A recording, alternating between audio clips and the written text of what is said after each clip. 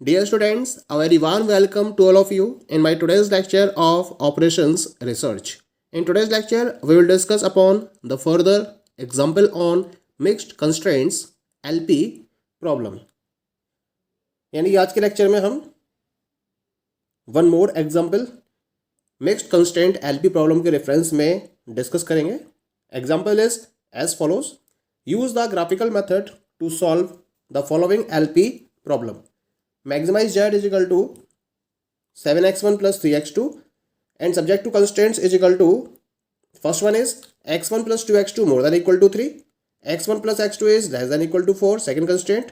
Third one is x1 is greater than equal to 0, less than equal to 5 by 2, and fourth one is the x2 is greater than equal to 0, less than equal to 3 by 2, and also x1 comma x2 is greater than equal to 0. तो आपको इस particular LP problem के reference में graphical method के basis पर optimal solution को find out करना है. तो सॉल्यूशन हम इसका फॉलो करते हैं. तो इसके सॉल्यूशन को फॉलो करते हुए सबसे पहला स्टेप हमें वही फॉलो करना है. पहला स्टेप क्या रहता है हमारा? Convert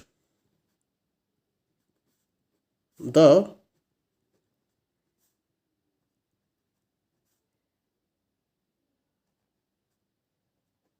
inequality constraints into equality and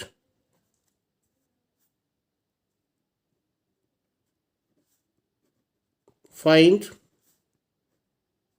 coordinates.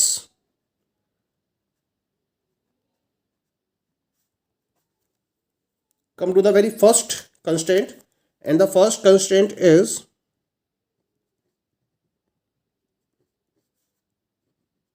x1 plus 2x2 is equal to 3. तो इसके कोऑर्डिनेट्स फाइंड आउट कर देते हैं हम. कॉमा 0 और 0 कॉमा x2 को 0 रखेंगे, x1 इज इक्वल टू 3 हो जाएगा. तो इसके कोऑर्डिनेट हो गए 3 comma 0 first coordinate. Second coordinate देखते हैं मैंने. तो इसमें मुझे x1 को 0 रखना है. तो 2x2 इज इक्वल टू 3. तो x2 हो जाएगा इससे 3/2. x2 हो गया आपका 3/2. तो कोऑर्डिनेट हो गया हमारे पास 0,3/2. That is clear. Now come to the next one. The second constraint is x1 plus x2 is equal to 4.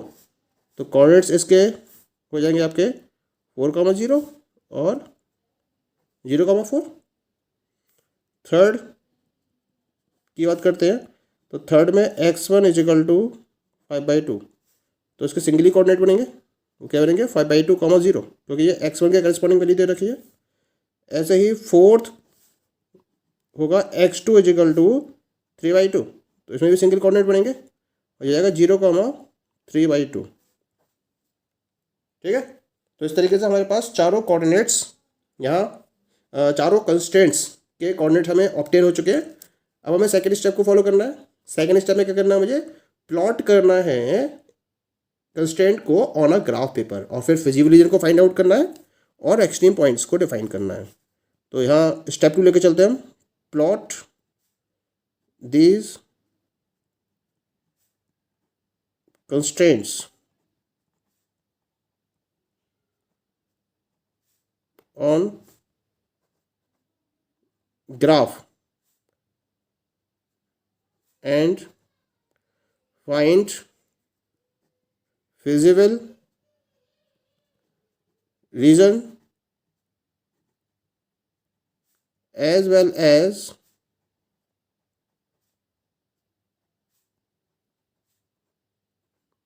extreme points.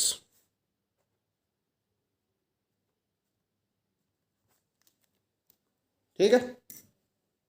तो इसके लिए हम क्या करेंगे? यहाँ एक ग्राफ को ड्रॉ करेंगे और फिर उस ग्राफ पर हम इन कंस्ट्रेंट्स को ड्रॉ करते हुए फिजिबल रीजन को आइडेंटिफाई करेंगे. तो इसके लिए पहले मुझे x1 और x2 टू एक्सेस को ड्रॉ करना है. यहाँ जो मैक्सिमम वैल्यू है दैट इज इक्वल टू 4. तो इसके हिसाब से 1 सेंटीमीटर के स्केल पे ले लेते हैं हम इसको.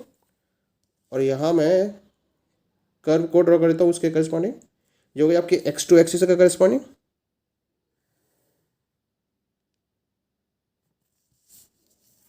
और ये हो जाएगा आपका x1 के करेस्पॉन्डिंग।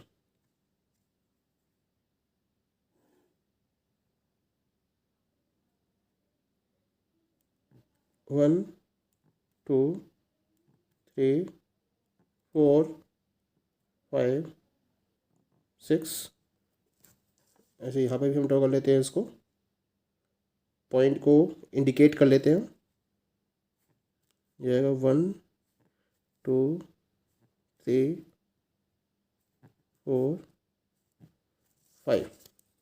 ठीक है, तो ये हो गया आपकी x1 और ये आएगा आपका x2। ये x1 में 1, 2,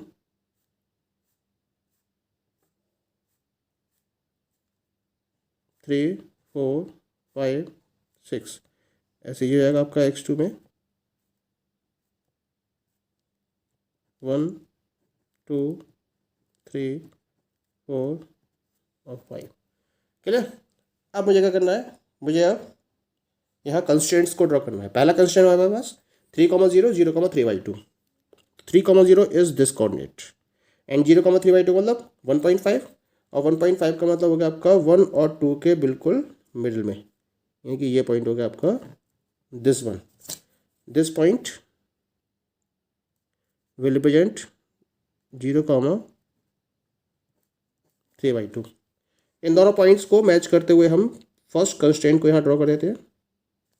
this will represent the equation of the first constraint. ठीक है, ये हो गया आपके पास पहला कंस्ट्रेंट। सेकंड कंस्ट्रेंट की बात करते हैं। सेकंड कंस्ट्रेंट के आपके पास x1 plus x2 equal to 4, यानी कि 4,0 ये वाला पॉइंट हो गया आपके पास, और 0,4 इज दिस पर्टिकुलर कोऑर्डिनेट। ठीक है, इन दोनों कोऑर्डिनेट्स को आप मैच करते हुए सेकंड लाइन को ड्रॉ कर देंगे। तो इस तरह से ये आपके पास ये आ गया सेकंड कोऑर्डिनेट। सेकंड कंस्ट्रेंट आपके पास ऑब्टेन हो चुका है। ये आ गया आपके पास सेकंड कंस्ट्रेंट की इक्वेशन लाइन। ठीक है, थर्ड वन क्या है, 5/2, 0। 5/2 0 का मतलब हो गया आपका 5/2 यानी कि 2.5, और 2.5 का मतलब हो गया आपका ये वाला पॉइंट।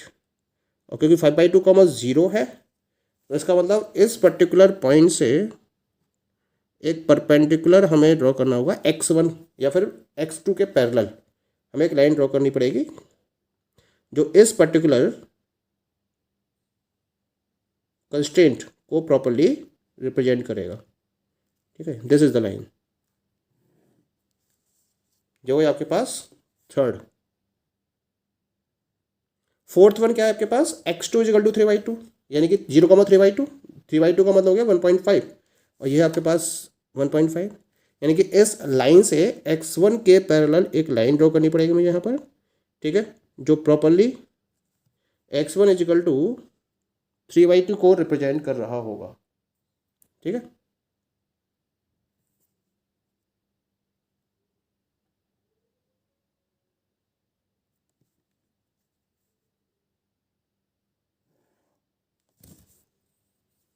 तो this is the fourth line which you are getting here. ठीक है, तो इस तरह से ये पॉइंट आपके पास ऑब्टेन हो चुके हैं। अब मुझे क्या करना है, यहाँ पर मुझे यहाँ पर फिजिबल रीजन को आइडेंटिफाई करना है। तो साइन की बात कर लेते हैं यहाँ पर कि साइन क्या क्या दे रखे हैं। पहली क्वेश्चन है ये रही, इसका साइन क्या है, इसका साइन है मोर देन इक्वल टू, यानी कि इससे आउटर वाला area.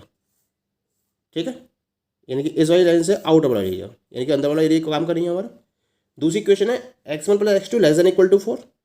Less than equal to 4 का मतलब अंदर वाला एरिया। तो ये तो क्लियर हो गया कि ये जो एरिया है आपका ये अभी तक फिजिबल है। This one, this one, this one और ये पूरा एरिया ये फिजिबल हो गया अब तक का।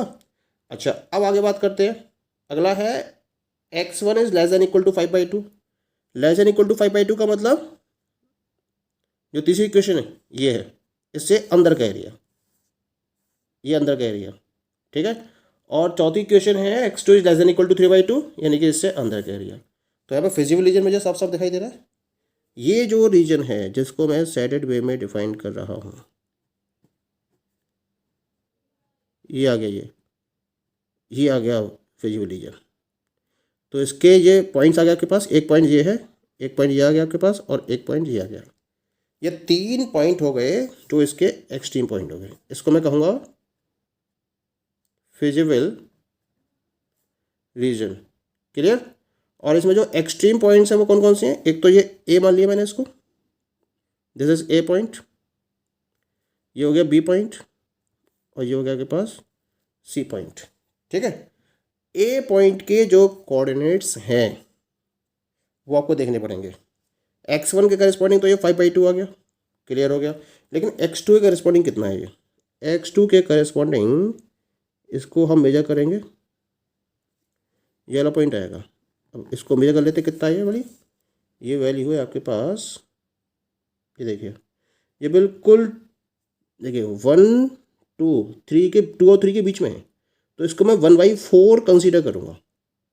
एक चौथाई पार्ट को शो कर रही है ये, और जो एक चौथाई पार्ट को शो कर रही है, तो कोऑर्डिनेट्स रहेंगे पास ए के, दैट इज 5/2 कॉमा 1/4। ठीक है। ऐसी बी की बात करेंगे तो बी तो इंटरसेक्ट कर रहा है, ये x1 करस्पॉन्डिंग है 5/2 और x2 करस्पॉन्डिंग है 3/2। तो इसके कोऑर्डिनेट हो जाएंगे आपके पास 5/2 कॉमा 3/2। ठीक है। और सी करस्पॉन्डिंग आ गया आपके पास 0,3/2। तो इस तरीके से आपके पास ये तीनों एक्सट्रीम पॉइंट्स यहाँ ऑब्टेन हो चुके हैं। तो एक्सट्रीम पॉइंट्स कौन कौन से हैं यहाँ मैं नोट कर देता हूँ इसको। एक्सट्रीम पॉइंट्स आपके पास निकल कर आए, ए कितना आया, ए आया आपके पास 5/2 कॉमा 1/4, बी आ गया आपके पास 5/2 कॉमा 3/2, और सी आ गया आपके पास 0,3/2। अब हमें इसमें से ऑप्टिमल सॉल्यूशन को फाइंड आउट करना है। ऑप्टिमल सॉल्यूशन को फाइंड आउट करने के लिए हम एक पर्टिकुलर टेबल को ड्रॉ करते हैं जिसमें 3 कॉलम लेके चलते हैं हम, एक्सट्रीम पॉइंट, कोऑर्डिनेट्स और objective function value. Extreme points आपके पास ए बी सी, इनके कोऑर्डिनेट्स हम नोट कर लेते हैं। क्या क्या कोऑर्डिनेट्स आए थे? ए के कोऑर्डिनेट आए थे आपके पास 5/2 कॉमा 1/4। तो मैं यहाँ नोट कर देता हूँ इसको, 5/2 कॉमा 1/4। बी के कोऑर्डिनेट्स आए थे आपके पास 5/2 कॉमा 3/2, 5/2 कॉमा 3/2, और सी कोऑर्डिनेट आए थे आपके पास 0,3/2। ओके। जो ऑब्जेक्टिव फंक्शन वैल्यू निकालनी है मुझे हर के करस्पॉन्डिंग, तो पहले जेड की वैल्यू जो दे रखी है मुझे दे रखी है 7x1 + 3x2। अब मैं क्या करूँगा, हर एक्सट्रीम पॉइंट के रेफरेंस में जेड की वैल्यू को कैलकुलेट करेंगे।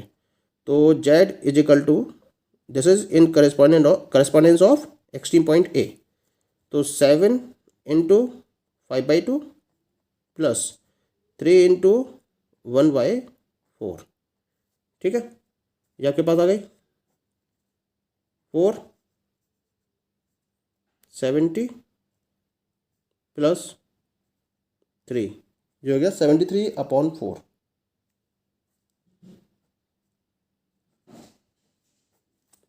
Now come to the next one, Z is equal to B point के करस्पॉन्डिंग 7 × 5/2 प्लस 3 × 3/2। ये आएगा आपके पास 7×5 35/2 और 3 × 9/2, और 35 और 2 LCM में जाएगा यहाँ पर 35 और प्लस 9, 35 और 9 44/2, और 44/2 का मतलब हो गया, ये वैल्यू होगी 22। अब हम बात करें सी पॉइंट के करस्पॉन्डिंग, जेड के लिए कितनी आएगी 7 × 0 प्लस 3 × 3/2, ये आएगा 0 + 9/2, और 0 + 9/2 का मतलब हो जाएगा 9/2, और 9/2 का मतलब हो जाएगा 4.5। ठीक है। अब इसमें से देखिए मैक्सिमम वैल्यू सर्च करनी है, क्योंकि हमारा जो ऑब्जेक्टिव फंक्शन है वो क्या है, मैक्सिमाइज जेड करने का है। तो मैक्सिमम वैल्यू कौन सी होगी इसमें ना, दैट इज 22। क्लियर हो गया। और it is corresponding to point B. तो हमारा यहाँ पर जो सॉल्यूशन होगा वो बी पॉइंट के करस्पॉन्डिंग मिलेगा हमें। तो हम लिख देंगे, यहाँ पर लिख देंगे एज द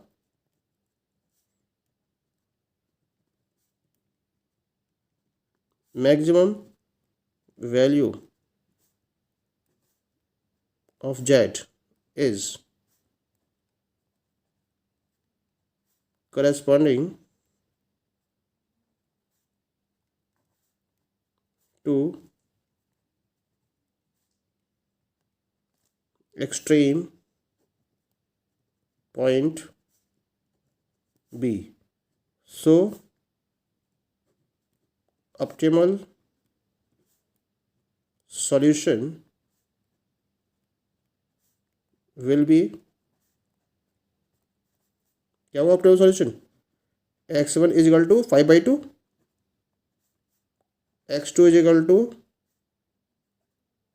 3/2, और जो आपके पास मैक्सिमाइज